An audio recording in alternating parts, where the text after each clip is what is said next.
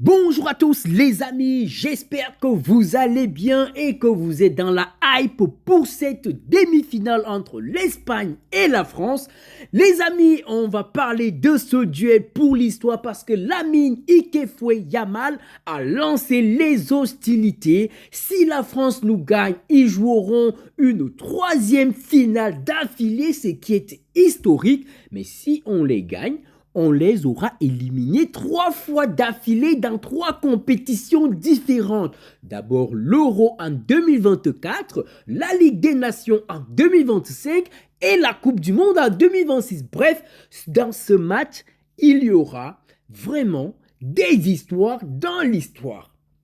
Si tu me découvres à travers cette vidéo, c'est cette énergie que j'essaie de donner parce qu'on va vivre quelque chose de malade dans ces demi-finales de Coupe du Monde, que ce soit entre la France et l'Espagne ou du côté de l'Argentine contre l'Angleterre, parce que dans tous les cas, il y a des batailles dans les batailles. Ça sera un match où on aura les deux précédents ballons d'or qui remettront bien sûr peut-être leur titre et leur statut en jeu. Rodri en Espagne et bien sûr Ousmane Dembélé en France.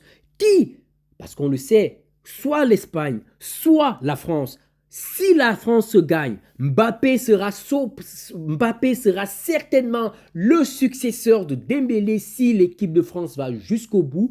Et si c'est l'Espagne, on suppose que c'est Lamine Yamal qui sera le successeur de Rodri si l'Espagne va jusqu'au bout. Donc, vous l'avez compris, c'est un duel pour l'histoire.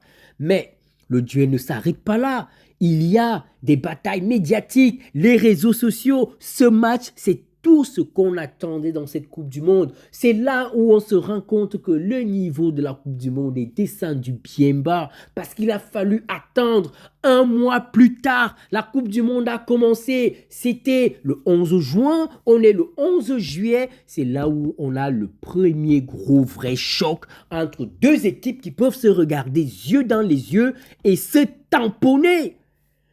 C'est cette énergie que je veux que tu me donnes en commentaire et surtout dans les abonnements. Je n'ai même pas encore 500 abonnés. Je compte sur toi pour me donner ce fort. J'ai besoin de cette force, les amis. Tu t'abonnes, tu commentes, tu mets ton prono et à la fin du match, on va tous discuter. Bon, le parcours de l'Espagne. On a une Espagne qui ne nous a pas vraiment régalé dans cette Coupe du Monde. On attendait tellement de cette équipe d'Espagne. On attendait beaucoup de Lamine Yamal pour sa première Coupe du Monde. Mais il faut dire que statistiquement, sa Coupe du Monde, c'est plutôt faible. Un but contre l'Arabie Saoudite. Lui qui est quand même quelqu'un qui fait beaucoup de passes décisives, qui crée beaucoup d'occasions. C'est pour moi, jusqu'à preuve du contraire, une Coupe du Monde qui est ratée de la part, non pas de l'Espagne, mais de la part de Lamine Yamal. Mais on le sait, c'est un grand joueur. On ne sait pas ce qu'il nous réserve dans cette demi-finale. Si on doit se référer à la demi-finale contre l'Euro ou à la demi-finale en Ligue des Nations, ce gars peut faire gagner l'Espagne à lui tout seul. Donc attention, il faut tempérer. L'Espagne a connu beaucoup de difficultés dans cette Coupe du Monde au niveau du jeu. Et pourtant, c'est une équipe qui a encaissé un seul but depuis le début de cette Coupe du Monde. Donc, on aura une meilleure défense de cette Coupe du Monde contre la meilleure attaque de cette Coupe du Monde, qui est l'équipe de France. Parce qu'en équipe de France, tu as 2 joueurs. Ousmane Dembélé, 5 buts. Kylian Mbappé, 8 buts. À eux seuls, 13 au but, c'est déjà le nombre de buts que certaines sélections n'ont même pas encore atteint dans toute leur histoire en Coupe du Monde. Vous vous rendez compte? Donc, comment la défense espagnole va rivaliser contre les assauts français? Parce que d'une part, tu auras Dembélé qui pourra chercher à se montrer pour le Ballon d'Or, parce qu'il n'a pas encore dit son dernier mot. On le sent, les supporters parisiens, les gens qui lui ont donné leur confiance au Ballon d'Or n'attendent que ce genre de match. S'il se montre, ça peut changer la donne. Parce que pour le moment, d'après les bookmakers et même des sites comme SofaScore ou même Score 90, Kylian Mbappé, c'est le favori numéro 1 devant Ousmane Dembélé. Mais si Dembélé te sort une demi-finale de malade, comme il a fait en Ligue des Champions contre le Bayern, avec 4 GA dans une demi-finale. Est-ce qu'il est capable? Ben oui, bien sûr qu'il est capable. Mais s'il le fait, ça change totalement la donne. Et de son côté, tu as Kylian Mbappé qui veut continuer dans sa lancée. Il est actuellement le meilleur joueur de cette Coupe du Monde, le meilleur buteur de cette Coupe du Monde avec Lionel Messi. Et il le sait, il est sur le point d'entrer dans l'histoire.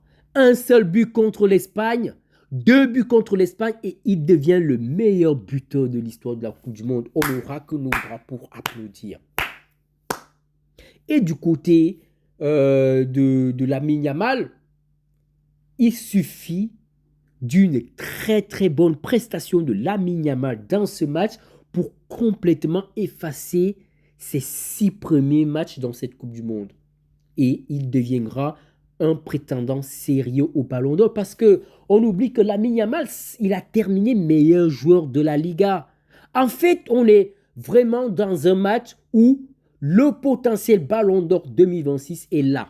Tu as le meilleur joueur de la Bundesliga, Michael Olise. Tu as le meilleur joueur de la Ligue 1, Ousmane Dembélé. Tu as le meilleur joueur de la Liga, Lamine Yamal. Tu as le meilleur buteur de la Liga, de la Coupe du Monde, de la Ligue des Champions, Kylian Mbappé. Bref, vous l'avez compris, pour moi, le vainqueur de ce match sera probablement le vainqueur de la Coupe du Monde et donc le Ballon d'Or 2026 sortira probablement de cette confrontation. Lamine Yamal, on dit souvent qu'il est arrogant, qu'il parle beaucoup dans les réseaux sociaux, mais à forte raison. Mais sauf qu'il a parfois du mal à prouver lorsqu'il a parlé. Il oublie quand même qu'entre 2024 et 2025, l'équipe de France n'est plus la même. Et même dans ce mondial, on voit très bien que l'équipe de France a une assurance exceptionnelle. Tu as tous les joueurs qui sont capables d'être décisifs. Ce match, ça me rappelle un peu le match entre le Paris Saint-Germain et le FC Barcelone où tu avais des Barcelonais qui étaient dans les réseaux sociaux en train de lancer les hostilités et pourtant, sur le terrain, ça n'avait pas répondu présent. Et ça, c'est la réalité. Donc, est-ce que Lamine Yamal va vraiment porter ses coronesses cette fois-ci et qualifier l'Espagne? Parce qu'il n'a encore jusque-là aucun match référence dans cette Coupe du Monde. Quand tu as Mbappé qui a au moins 3 matchs référence dans cette Coupe du Monde, Dembélé qui a au moins 2 matchs référence dans cette Coupe du Monde, Michael Olise qui a au moins 2 matchs référence dans cette Coupe du Monde. Bref, l'attaque, l'équipe de France est structurée défensivement, milieu de terrain et offensivement plus que l'Espagne. Mais on le dit toujours, et moi je le dis toujours, le football ne se joue pas sur un écran, ne se joue pas derrière les réseaux sociaux, ça se joue sur le terrain. Quand tu es bon, tu montres et tu l'assumes. Alors, j'ai hâte de voir qui va l'assumer dans ce match. Est-ce que ça sera Lamine Yamal? Est-ce que ça sera Kylian Mbappé, Ousmane Dembélé, Michael Olise? Bref, c'est ce genre de match qui te fait passer d'un lieutenant au capitaine. Parce que je le dis, jusque-là, on ne parle plus trop de la Coupe du Monde de Michael Olise parce qu'il n'a pas encore mis de but. Mais imaginons, dans ce match, il te sort avec un doublé, 2 passes décisives. Il renverse tout pour le Ballon d'Or. Kylian Mbappé, il sait très bien que tout n'est pas encore acquis. Il suffit pour Ousmane Dembélé de faire minimum 2 GA dans ce match. Les réseaux sociaux vont exploser parce qu'on va se rappeler qu'en Ligue des Champions contre le Bayern, il a été aussi impressionnant en demi-finale. Et ça peut changer la donne. Donc dites-moi ce que vous en pensez en commentaire. Qui de l'Espagne ou la France ira en finale de cette Coupe du Monde?